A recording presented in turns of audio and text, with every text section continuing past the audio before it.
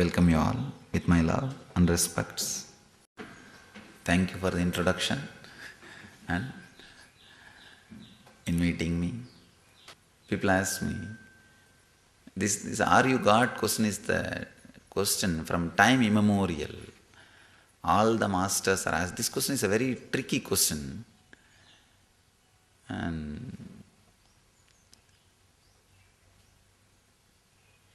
whenever people ask me, "Are you God?" I again and again tell them, I am not here to prove I am God, I am here to prove you are God. So, whether I am or not is no way directly related to your life.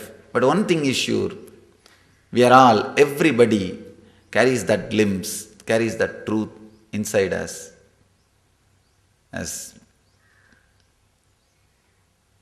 we heard in the introduction about the Kabir's verses, beautiful verses. When you are awakened, we really feel we are God. It's not egoistic statement. Please understand. It is not egoistic feeling.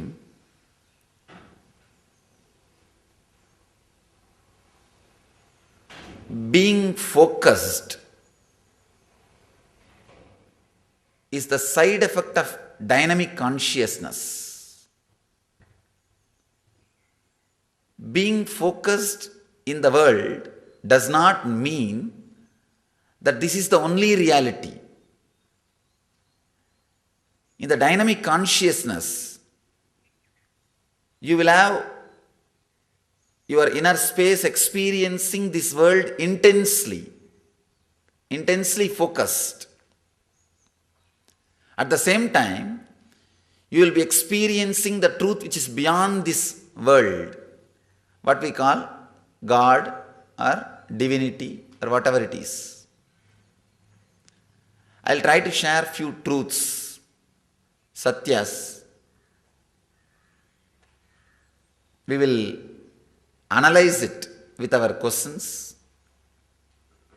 We'll try to internalize it by questioning. Then we may be able to enter into a meditation technique to experience the truth. First few things I want to present in front of you. The Satya. In Vedanta we have 3 steps. Shravana, Manana, Nididhyasana. Shravana means listening. Manana means contemplating or questioning, internalizing. Nididhyasana means living it, expressing it. Few basic truths.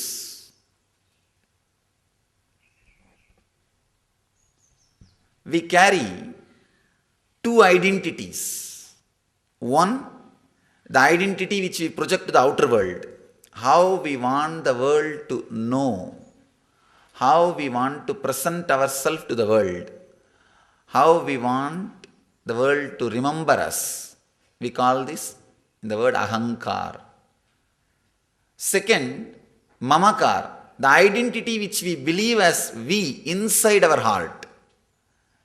The identity which we want to project to the outer world and the identity which we believe as we inside us. This we call mamakar. The whole life is nothing but the fight between this ahankar and mamakar. The identity which we want to project to the outer world and the identity which we believe as we.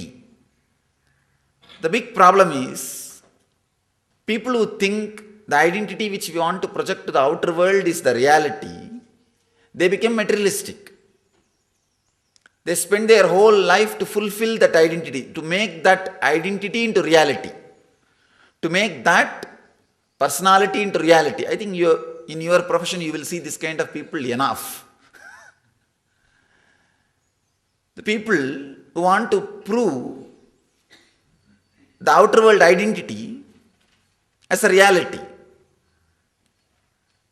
The second group, people who start believing the identity which they believe inside as reality, they only became, I can say that, kind of a religious people or yogis, constantly chiseling themselves, constantly trying to develop themselves. the identity which you project to the outer world will be always much more than what you are. It will always be much more than what you are. You will try always to project something more than what is. And the identity you believe as you in the inner world will always be lower than what you are. You will all continuously condemning, criticizing, judging you. It will always be much lower than what you are. One group who believes the identity which you project to the outer world, the ahankar, they become materialistic. The other group who believe the mamakar, the identity which you believe as you, that as a reality, that people, they become kind of a religious people, or we can say that yogis, continuously chiseling themselves, continuously working on themselves, continuously trying to develop themselves. Very few realize the truth. Neither the identity which you project to the outer world is a reality, nor the identity which you believe as you is reality. People who realize both are not reality, both have no base, they experience the true liberation. I call them as Paramahamsas, or people who live enlightenment. Please understand, people who seek enlightenment never live enlightenment. Seeking enlightenment is completely different from living enlightenment. Seeking enlightenment means continuously trying to chisel that the mamakar, the identity which you believe as you in the inner being, trying to develop it.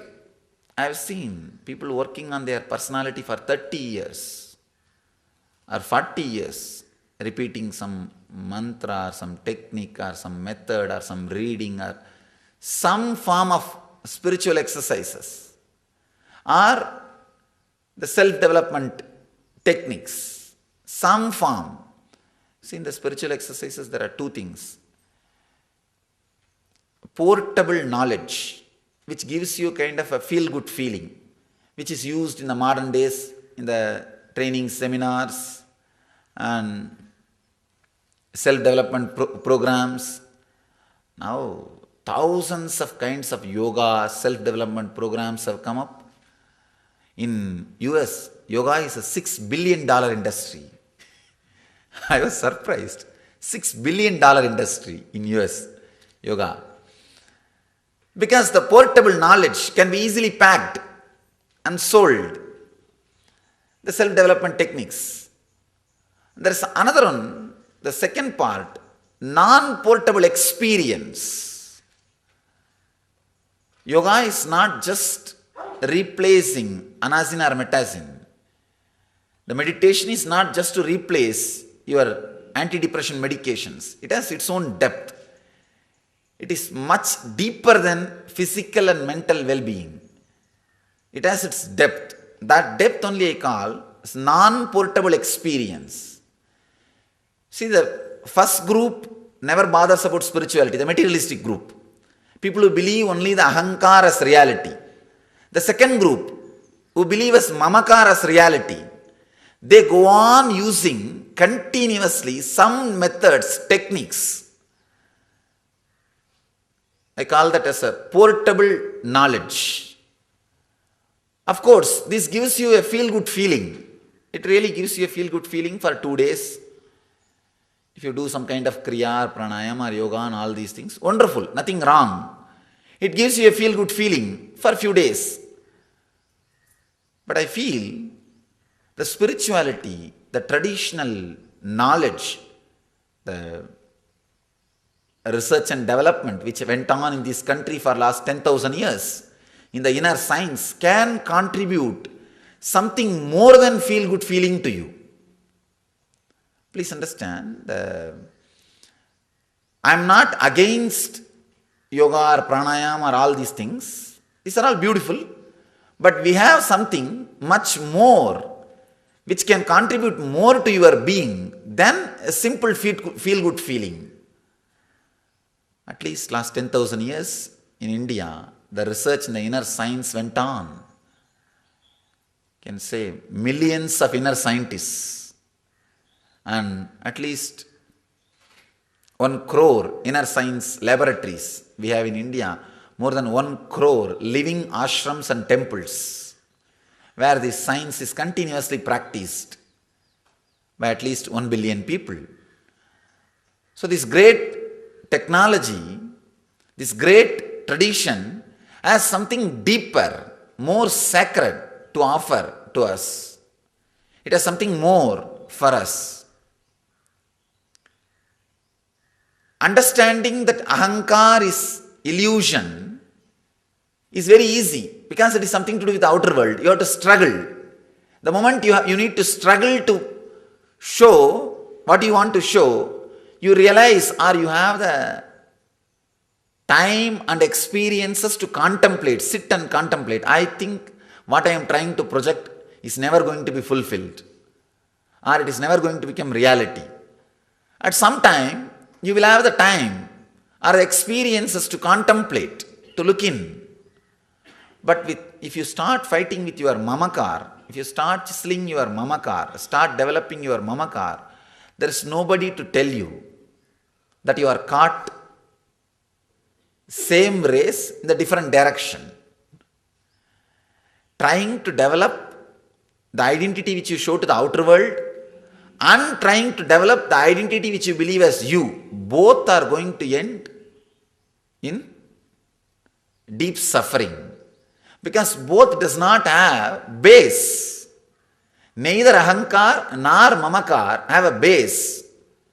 The moment you understand, this two does not have any base, this two does not have hold over your inner space, suddenly you experience such a great freedom, the liberation or the restful awareness, what J. Krishnamurti calls as choiceless awareness. That awareness is the real gift from our tradition, from our great Vedantic tradition. The research and development which went on in the inner science, I can say this is the essence.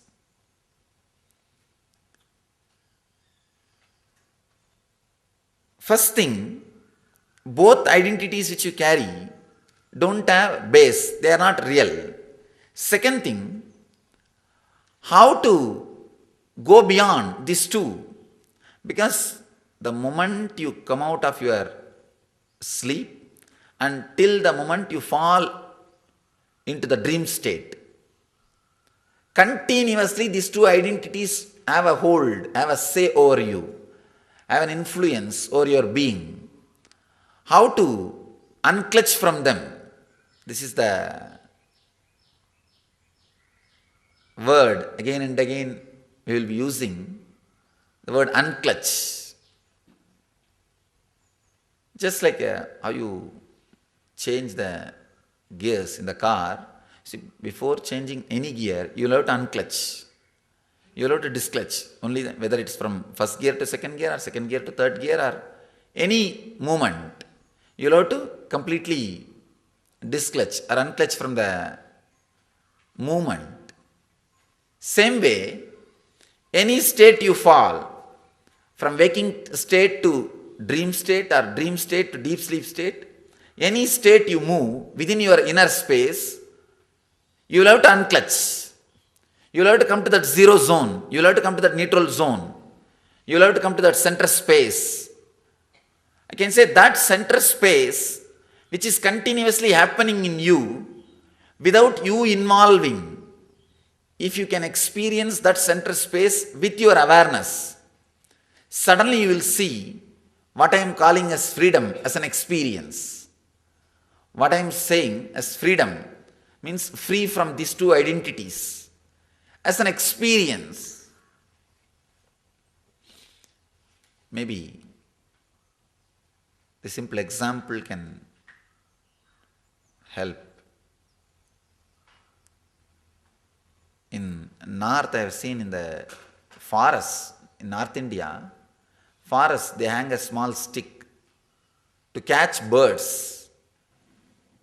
Please bear with me. Visualize this as a thread. Like this, I have seen Small sticks will be hanging in the forest. The hunters will put these sticks to trap the bird. You may think that how bird will be caught by this small thing. The birds will come and sit in one side. The moment it sits, because of the weight, it will become topsy-turvy, upside down. And the moment the stick is upside down, the bird will be hanging.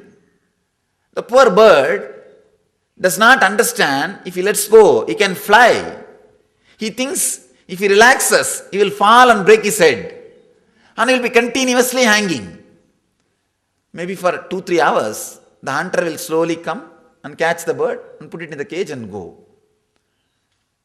Just like that bird, we also have the deep fear. The moment we let go I and mine, the ahankar and mamakar, we may become mentally imbalanced or we may not be able to run our day-to-day routine. This is the first fear. Continuously people ask me, Swamiji, you say, relax from the identity, the two identities, the outer identity and the inner identity. You say, relax from it. If we relax, how will we be able to manage our day-to-day routine? How we can think? How we can live our life? There is no reference, there is no record. Some bird relaxed and fell and broke its head. No. Just like that bird hanging with the stick, we hold on to our identity tightly, continuously, because our identity is our security. That is our security.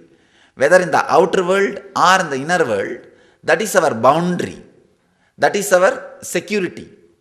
The big problem is, for security reason only we hold on to the identity in the initial level. But slowly, that boundary is practically like a boundary made for our bliss, our joy, our expression, our intense excitement. The boundary which we create as a security, that itself becomes a bondage or the prison for our joy, for our very being. All that bird needs is little courage to let go. Maybe the 2-3 seconds till that bird turns up and balances. It may have little chaos. It may have little difficulties. The courage to manage that 2-3 minutes is what I call tapas. That is what is tapas. That is what is penance. All we need to know, the identity which we project to the outer world and the identity which we believe as both has no base.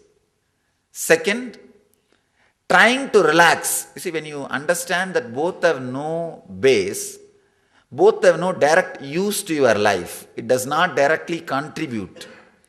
You can play the game in a much better way without these two identities. The whole game which you are playing now, the whole life, your whole day-to-day routine can be handled, managed, lived without these two identities coming into play, or without these two identities being remembered in your inner space as you. If this possibility is understood, I call that as a right listening, Shravana. And if you are continuously contemplating and trying to live this freedom, I call that as manana, contemplation. If you are established in that freedom, that's what we call nididhyasana, living enlightenment. Just these few truths, little strong, maybe the truths which I expressed is little strong, or a straight truth. Maybe when we analyze it with the questions, we may be able to understand or catch the glimpse of what I am trying to express.